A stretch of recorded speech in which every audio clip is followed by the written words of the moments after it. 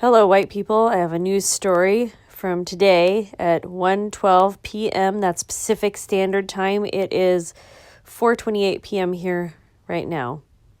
WHO declares coronavirus a global health emergency, praising China's extraordinary measures.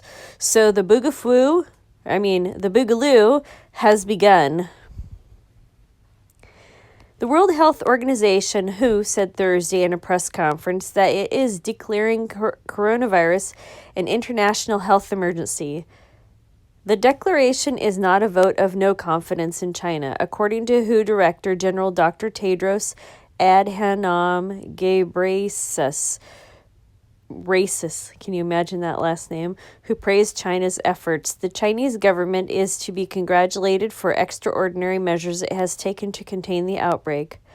We don't know what sort of damage coronavirus could do if it spreads to a country with a weaker health system, said Ghebreyesus. We must act now.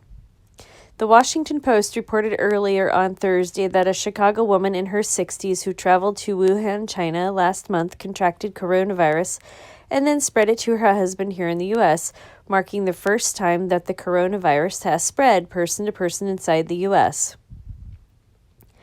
WHO reconvened its emergency committee in a meeting to evaluate the crisis Thursday after declining to declare the outbreak an international health emergency during a meeting January 23, 2020, which was 7 days ago. A global emergency includes recommendations to all countries for the prevention and reduction of cross-border spread of the virus, as well as guidelines for worldwide health officials to monitor, prepare, and contain any infection, but WHO has no legal authority to sanction countries. The WHO meeting also follows earlier reports that the total number of infected cases in China, over 8,100, surpassed the number of people infected with SARS during the 2002-2003 outbreak, with the Chinese death toll reaching 171. Chief critic Dr. James Shepard, a Yale School of Medicine professor specializing in infectious diseases, said WHO's decision was fair and that China has responded incredibly quickly in efforts to control the virus, but that in the coming weeks we may see that China's efforts to isolate and lock down places has been counterproductive. Millions of Chinese people are under travel restrictions as part of the government's response to coronavirus. People are going to move, whatever you do, whether you tell them not to. They have to get food, stretch their legs, go to work, etc. What is the end point of this lockdown approach, asks Shepard. Key background. In the first case of coronavirus was reported in December, Chinese authorities say the disease broke out in a seafood market in Wuhan, where it was transmitted from an animal and is now being transmitted between humans. The disease is spread through airborne droplets from coughing and sneezing. Symptoms range from coughing and sneezing to pneumonia and kidney failure in the severest cases. The incubation period is up to 14 days.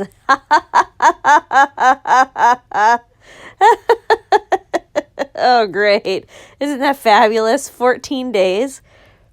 This week, Australian scientists created the virus in a lab. Oh, really now? You just randomly created this virus in a lab. Oh. Well, they're probably violating a patent, right? Which could be used to speed up the development of a vaccine and develop a better understanding of the virus. Countries including the U.S., Australia, the UK, Japan, and more have evacuated their citizens from China.